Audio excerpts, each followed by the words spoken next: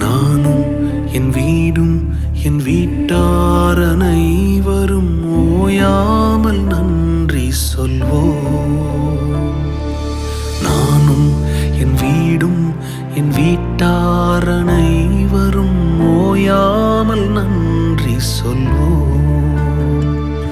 ஒரு கரு போல காத்தீரே நன்றி, என்னை சிதையாமல் சுமந்தீரே நன்றி.